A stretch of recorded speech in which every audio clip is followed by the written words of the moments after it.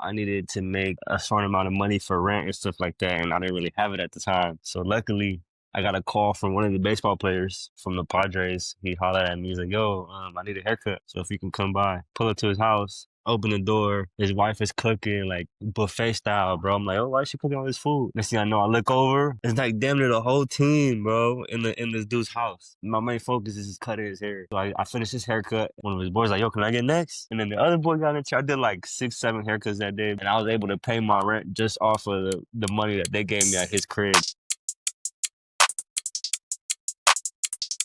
Today we have the honor of hosting Rafael, who works as a professional barber. Hey man, it's truly an honor to have you on the show, brother. Truly one of the best in the business, award-winning barber and a man of God. Thanks for taking the time to educate the masses, brother. I appreciate it. Of course, bro. I appreciate you inviting me, man. Truly, I really do appreciate it, bro. Of course, man. So starting off, what first got you into cutting hair and how long have you been doing it? Honestly, what first got me into cutting hair, it was kind of like something that fell in my lap, bro. To be honest, I remember me and my dad would just go to the barbershops like every Friday, you know what I mean? When I lived back in Florida, we would go every Friday, you know what I mean? And then one day I just thought about it like, yo, what if I started picking up the clippers, you know? Cause like I caught myself like really, really studying these haircuts and stuff like that. And more than your average person, you know what I mean? Like everybody just comes in the barbershop, gets their cut and leaves. But me, I'm like, okay, my pops go first. So I'm really just watching, you know what I mean? I'm like, oh. I told him one day, I was like, yo, like, I think I can do these haircuts, you know what I mean? So let's go ahead and get some clippers and save some money. So we did exactly that. It's funny because like I'll watch YouTube videos and stuff. This is back in the day, so like Instagram wasn't really a big thing. So it was like just go to YouTube and watch these videos. But like one thing that stood out to me is that barbers usually like they use that little brush every time they cut their hair. They use a little brush to like make sure like whatever they cut, like they take off the excess hair. So me just watching people do that. I was cutting my dad's hair and I kept brushing his hair. He's like, "Yo, like you're brushing, like you're cutting my hair with the brush more than the actual clippers." So that's something like from when I first started, like it was just funny, like because I'm more of a visual learner, so when I watch something, I do exactly what I see. You know what I mean? So that's kind of how I fell in my lap, bro, and how I got started for real. How old were you at the time? Honestly, I was probably a freshman. What I want to say like 14, 15, around 14, 15, bro, freshman year, like Okay, 20, and was 2009, 2010, around there. was it always your plan in high school to do this, or was there any other thing on the table for you at the No, no, no. time? Or So I was playing baseball full time, bro. So I started playing baseball at 3 years old, and then I kept going all the way to senior year. So freshman year, I was like dedicated. Dominicans. You know what I mean? My dad had me like really focus on baseball, and he wanted me to get to the league and stuff like that. So he made sure I was practicing. Even when I got home for practice, we went to practice. You know what I mean? So like I never really had time to like pick up a hobby.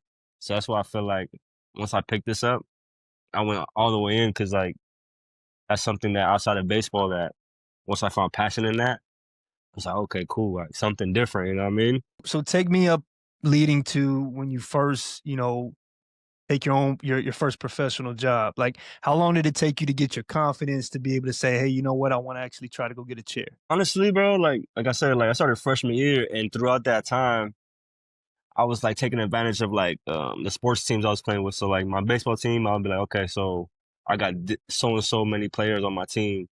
I'm gonna go ahead and tell them, oh, yo, like I got you guys with the haircuts. Like whenever you guys can get to your barber, I got you. And then I had a lot of friends that play football. So, it's like, what, around 30 some kids on the football team. So I told them the same thing, the coaches, everybody. I was just always like good at marketing.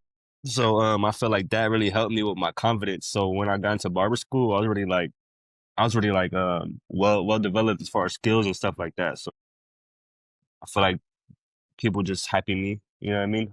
Everybody around me like telling me, oh, like these cuts is fire, bro, for like the point in time you're at, you know what I mean? You're not even in barber school yet. So that kind of got my confidence up there. But I feel like in this, bro, like you can never say you're too good. You know what I mean? Like this is one of those careers that you gotta always you gotta always be willing Evolve to and learn. Yeah, be willing to learn more and more. You know what I mean? You gotta be an open book with many chapters, bro. Like this is never ending. right, right, right. So take me back then to when you first, you got your license at this point.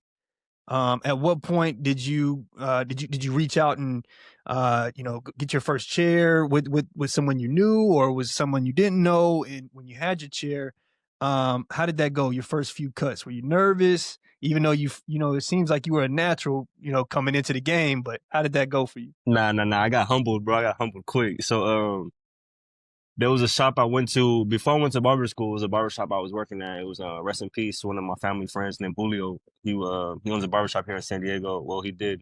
Like I said, rest in peace. He owned a barber shop, and since he knew my mom told him I wanted to be a barber, and this is because I was like getting in trouble and all that with my friends that I had at the time. And he was like, "Yeah, I'll take him under my wing or whatever." And he let me work in the shop. So once I got there, this is like I said, like I was still a senior at the time. Before I went to barber school, I was cutting in the back, you know what I mean? After school, I would go straight to the shop. And then I remember I got this haircut. The dude sat in the chair and I'm like taking my time, thinking the cut was gonna be fire, bro. Dude, like literally, he stood up, bro. He stared at me. He said, yo, son, like, I'm gonna be real with you. This is the worst haircut I had in my life. I said, word, bro. I'm like, damn. I mean, I'm glad he did that though, cause that like pushed me to a new level. You know what I mean? Cause he still threw me a tip, cause he knew I was still young. You know what I mean? I was still trying, and like I wasn't one of those barbers that you see nowadays, like the new barbers. No shade against them, but like new barbers come in there and like automatically want to charge this and that and act this and that. Like you could see me. I always sat next to like the owner of the barbershop, and I always sat next to like the top dogs. You know what I mean? Cause I wanted to soak up game.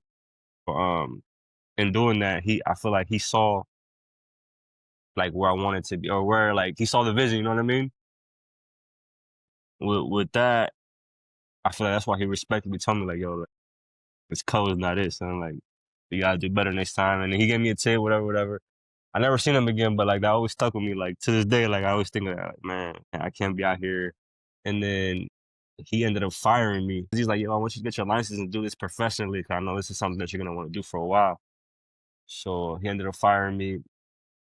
I went to barber school, and then halfway through barber school, I ended up getting hired for my first shop. One of the owners of a barbershop, he came in and he said, yo, I got a chair for you. I see how you cut with your wolf. So ever since there, honestly, I locked in and went up. So my question that actually leads me into my next question, as far as how much did you learn in barber school versus actually being on the job and doing your thing? Do you feel like you took some good stuff away from barber school, or do barbers typically just go through it just because you're going through the motion as far as what you need to do to get Respectfully, that? I mean, respectfully, bro, barber school, especially if it's like conjoined with like cosmetology and stuff like that, it's really focused more on the cosmetology aspect, because they want you to learn.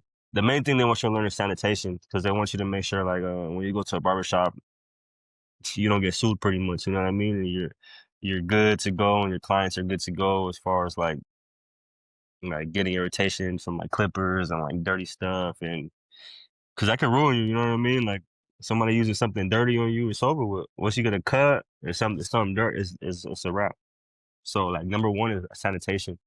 And then shortly after that, it's like a whole bunch of things that I feel like a cosmetologist will kind of learn. So it's like perms, styling hair, cutting long hair with the shears, and barbering comes last, because to them, when you pick up clippers, it's like the easy thing, you know what I mean? But in reality, when you trying to get serious into barbering, this is probably like I feel like this is harder than cutting with shears or like doing things like that. So barber school, I didn't really learn much, bro. But this is back when I was going to barber school. I didn't really stay there too long, bro, because I can say it now that I'm gone, you know what I mean? Yeah.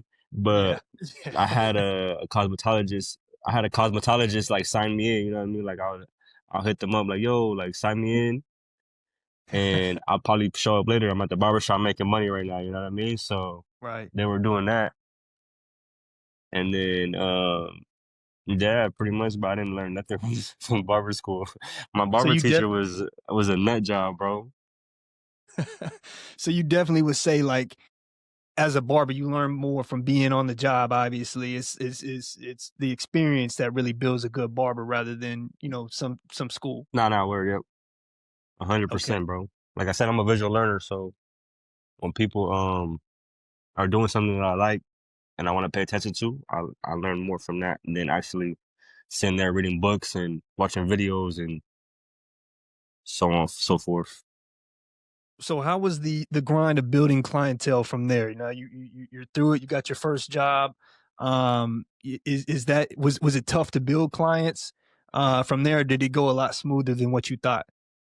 Luckily, by the grace of God, bro, the barbershop I worked at while I was in barber school had a lot of walk-ins, bro, a lot of walk-ins. So like, I would go honestly. I didn't have a summer for like 2 years after high school, probably even three, bro. I didn't have a true summer. I was going to the shop at 9 o'clock in the morning and I would leave at 9 at night. So I was doing 12-hour shifts, 7 days a week, grinding, grinding, bro. I would forget to eat sometimes, bro. I was mad skinny, bro. I forget to eat. Like, I just wanted bread, Because at that age, I was already like, what, 17, 18? I was already living by myself. You know what I mean? So I had to grind or else, like, I'll be on the street. You know what I mean? So, Do you feel like that's what separates maybe a good barber from someone who doesn't make it in the career field is um being able to, because it's a blessing and a curse being able to make your own hours, I would imagine, right? Would yeah, you bro. say in your experience that's what separates? Yeah, you just you gotta have that discipline for sure, bro. You gotta have that discipline, and if you don't, you can easily get put in a dark place in barbering, bro. Because it looks good on Instagram and all that, and people are only gonna tell you the bright side of it, but reality, like you make fast money, and if you don't have proper discipline, I mean, if you make fast money, and if you have proper discipline, and you're fully booked, making a lot of money at that time, you can easily get trapped into the world, bro. Meaning the world, like going to a nightclub every night, going to hang out with the homies and doing dumb stuff and things like that. And I had to learn the hard way. So I'm glad I'm where I'm at now. Like I said, by the grace of God.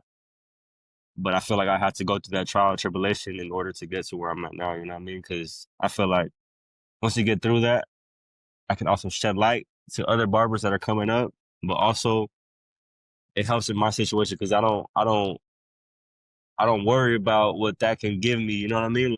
Oh, what if I do go out tonight? I'll make it back tomorrow. I've been there, done that, and it's like that's not a place where I want to be realistically. Right, right. Going back to the clientele question, obviously there's a shift now. Like social media is a big presence for a lot of people. For you personally, have you seen social media take your business off, or how is it that you build specifically the clients? Oh no, yeah, bro. Social media, that's a blessing and a curse too. You know what I mean? Just like social media is like everybody's on their phones 100% of the time. You know what I mean? So it's like a free billboard in the palm of your hand. You know what I mean? So if you use it right, it's a blessing. Like also, I say it's a curse because like social media nowadays is like nothing but trouble. It can like if you let it get the best of you, bro, it can really like impact the way your mood is on a day to day basis. Cause like, let's say you follow a whole bunch of like celebrity barbers and stuff like that, or even local barbers that have a lot of clients. And let's say one day you're super slow, like you don't have no clients or whatever, and you go on Instagram and you see all these dudes cutting hair, and you're like, dang, like what am I doing wrong? It's gonna make you like something's gonna go off your head like, man, is this the right career for me? You know what I mean? So it's a blessing and a curse at the same time. As long as you're using it the right way, bro. But a lot of my clients come from Instagram. That's why I keep it. I had Twitter and all that stuff, but it wasn't bringing me clients. It was just a whole bunch of nonsense. So I ended up deleting that and just kept Instagram, bro. Because if you use it right, they know what they're doing as far as marketing. And if I'm not mistaken, you also own your own shop now, man. So how is that different for you as a barber? Now you're managing, I assume other barbers. How does that shift your mindset now at this stage in your life? It's actually real cool, bro. Like I had my first share of barbers. You know what I mean? Some good, some bad, some great. but it makes me like want to work harder. You know what I mean? But I always tell my barbers like, don't look at this location as a somewhere you can just be and just stay stagnant. You know what I mean? Like this is somewhere I definitely want you guys like it's like a pit stop almost. You know what I mean? It's a pit stop. I want you to be here, soak up game, ask me questions. You know, I'm an open book. I want you guys to learn what I learned because the game was given to me. It's like it's only right for me to get it back. So it's like a mentorship in a way when you work with me. So it makes me grind harder. You know what I mean? Because I want to make sure they're leading by a great example. You know what I mean? So it definitely makes me work harder. And I also like being in a shop where people are like, "Yo, I don't even know who the owner is." You know what I mean? Like everybody's grinding. I like that too, bro. It just makes me work harder. You know what I mean? That humility about yourself in a way. Yeah, bro. Word, bro. So now, going back to your mindset as a freshman in high school, like at to the point where you're at now, do you feel like this is what did everything go as you expected it to go? Or do you feel like it went a little bit differently than what your expectation? Uh, honestly, it's a good question, bro. When I was a freshman, I wouldn't picture my life to be what it is now, bro. Not at all. You know what I mean? Like I wanted to be a barber and all, but I never had a clear vision on what it really what meant to be a barber. You know what I mean? Like I just thought, oh, cut hair, get money at that time, get money, party, because that's what I seen. You know what I mean? That's what I seen when I first got into this game. That's what I seen. Um, my vision and my goal definitely changed throughout the years, especially like now on this new journey with God. Like definitely like I have a whole different goal and mindset now, bro. And it's like I really just want to be here for my kids now, bro. So I wanna like get set something up where I can be more present in their lives. You know what I mean? Back then it was more so like, oh, I'm gonna have shops and this and that. But now I just want to be more present and like I'm doing it now. I just have studios, have people working for me, and then like I can take days off if I needed to and just enjoy life, bro. It's all about the simple things, man. People make things harder than it needs to be. It's about being simple and everything else is gonna flow. You know what I mean? Just trusting God. Absolutely, man. Absolutely. I love that answer. Um, what's been your favorite part of the career field so far, and what's been your least favorite? My favorite, honestly, is back a couple years ago. I used to cut up a lot of baseball players. You know what I mean? I used to cut up. Well, I first started cutting up celebrity like artists, like rap artists. Thankfully, I have a friend. He's a rapper from San Diego. His name is Rob Stone. He plugged me up to a lot of artists.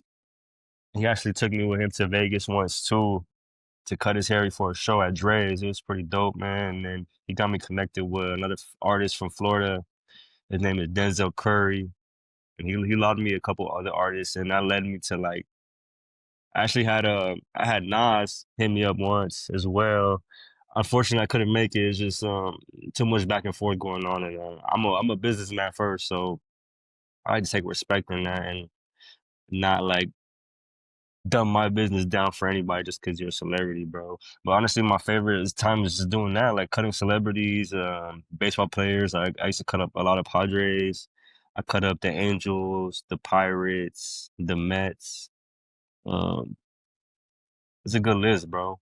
Cut up a couple of NBA players, NFL players. It's pretty cool. I feel like that's my favorite. My least favorite? What's my least favorite? Honestly, bro, off the top of my head, I can't really think of anything that was like my least favorite moment in barroom. I feel like everything in its way, it's like a either a blessing or it's like a learning experience to me, bro. And I look at that as like a positive. But if I really have to pinpoint something, I'm trying to think. I did have times where like I felt like I was at a real like a peak almost, let's say. 'Cause I'm still peaking, bro. I'm still peaking, but I feel like there was one time somebody had called me. It was like I don't know who it was, like a fake call or something. I don't know, but me with kids, bro, I get real like paranoid. But somebody had called me talking about he was one of my clients, and I had messed up his haircut or something. But off rip, it was like a weird energy. And then like I kind of like shut it down. He kept calling me and calling me. And then he threatened to take my life. He's like, yo, you want me to show up to the shop and I have a gun and what the woo? Try to threaten my life. I'm like, yo, I got like that whole week. My girl was like, she seen me. I was on edge, bro. Like I had to take my gun to work. Like I was just tripping. You know what I mean? Cause like I know God is in control, bro. But as well, I gotta take I gotta take matters into my hand as well sometimes. You know what I mean? Cause Definitely, like like I said, I have kids, bro. And if somebody definitely. threatens me, man, I can't chance it, bro. You know what I mean? I was gonna say, so your least favorite part is maybe dealing with certain clients, right? Certain clients probably have you probably deal with a wealth of Yeah, personalities for sure. But yeah, bro. So yeah, that was because like once you do this for a long time, especially in a certain city, bro, like a lot of people start to know you. You know what I mean? And it's like you gotta watch how you move and stuff like that, because not everybody watching is supporting you. You know what I mean? There's a lot of envious people out there, and you just gotta be careful, bro. And that's probably like my least favorite part of this, because even though I'm cool and all that, I give respect to everybody, bro. It's still like those people that they want to try you. You know what I mean? They want to see how far they can push your buttons. So that's probably my least favorite, bro. That's why I stay out the way. right, right. You kind of were going into it a little bit. How do you deal with the pressure of messing up a haircut or keeping up with the schedule or people missing appointments? Um, as far as messing up haircuts, I just go into everything with confidence, bro. You know, and I know everybody has like a picky side, so I just try to like get to know the client a little bit more, see like how they are. But as far as like messing up haircuts, like humbly speaking, bro, I don't really so much mess up anymore because I try to make sure I ask the questions. Like if it's a new client, I make sure like we're on the same page before I even start the haircut. You know what I mean? Once I got it locked in, like it's smooth sailing from there.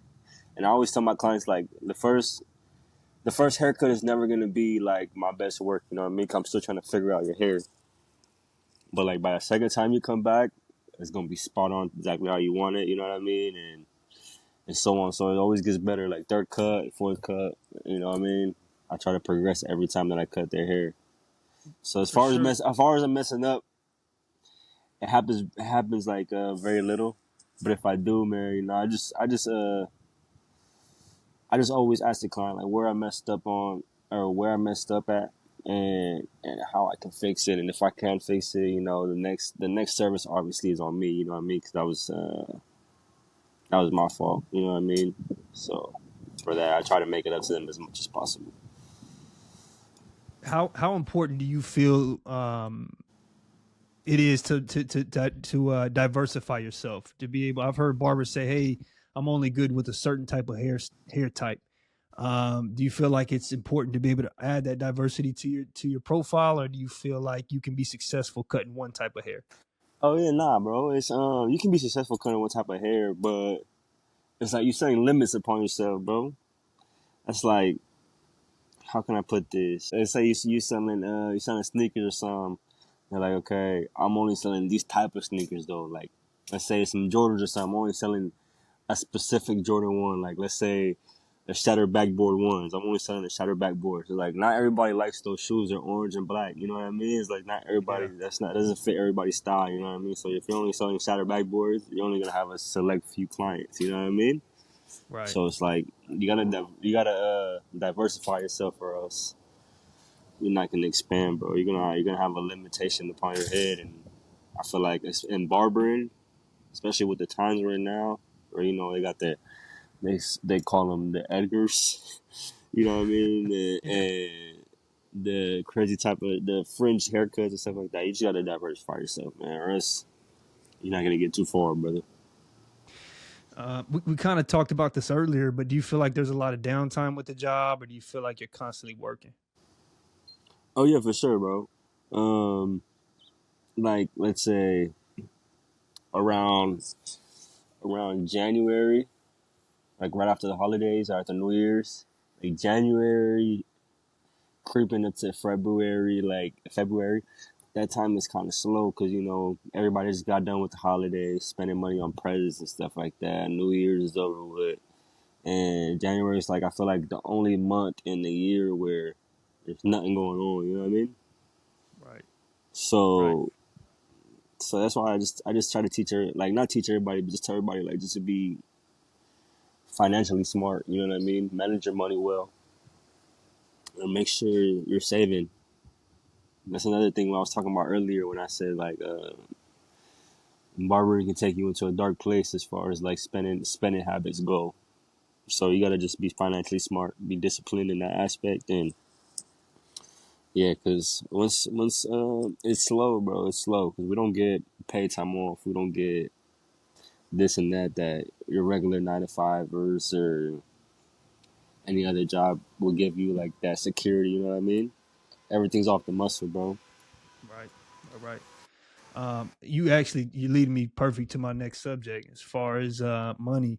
So a new barber or a new aspiring barber that wants to get into it, how much can they expect right out of the gate to make? Is it what you put into it, or is there a good certain figure that you would say, hey, you can probably expect to make around this much a year? And a new barber, especially with the economy that we're in right now. So average haircut in San Diego is probably going for anywhere from 50. Let's say from 50, let's say a new barber, probably from like 40, 45 to maybe 65, all included. So you can make a good amount. I don't know the exact number, but you can make good money starting. But it's just about how busy you are. So like if you put yourself in a busy shop, you're gonna get good money. But it's usually like when you first start, bro. It's usually slow, especially with the amount of barbers that we have in the city now. It's like people already know who to go to, and if not, they don't know who to go to. Then these apps like Booksy and the Cut app, they pretty much tell you like the top barbers in your area. You know what I mean? So for new barbers that don't market themselves and don't have content to put out and to show others like a portfolio, then it's tough. So I'd say the best thing I can tell new barbers is like just keep the prices low, bro. For just to start out, you know what I mean? Like be real, cause like you don't ever get a regular job and then be like, oh boom, you're gonna make $100 an hour. You feel me? Yeah. Yeah. Yeah. Yeah. Bro. They're gonna be like, nah, you starting at 1750, bro. We gonna work up from there. You heard? Do you notice like I've noticed that some new barbers come out and just straight $100 Oh haircuts. yeah, whacking people over the head, bro. It's like, nah, bro. Cause like if your work doesn't match it, it's like, what are you really doing? You know, like you don't want me to come back. Like you want this to be a one and done haircut for you. Like you better hope this $75 take you a long way, bro. Cause this is the last one you'll get from me. So let me ask you, that actually leads me again perfect. I mean, is there a certain type of person, whether it be personality, that you typically see burn out in the career field, or that you wouldn't recommend this career field for? Or Yeah, do you feel like anybody can make it in this in the career field? nah, bro. Definitely not. I feel like people who are poor with time management and don't have like respect for other people other than themselves. You know what I mean? Because like, yeah, it's cool. You can get clients and all that easy, and you can do haircuts easy. But are you gonna be on point? You know what I mean? People value your time, so you gotta value theirs. So like, people who don't appreciate that aspect of the career, they're not gonna make it very far. People who just like don't really keep up with themselves like the way they should. You know what I mean? You're like that reflection, like it shows to your clients, bro. And it's like people want to go to a barber that's like they look like they have their stuff together. You know what I mean? Like they may not have it together, but in front of my clients, like I have it put together. You know what I mean? They wanna Right. they wanna know like you're secure, because if you're not secure, like you probably have 1,000 things on your mind. You're not gonna focus on my haircut, bro. So it's like I can't trust you in that aspect. So just like, yeah, like people with poor time management, people like with a lot of personal problems. You know what I mean?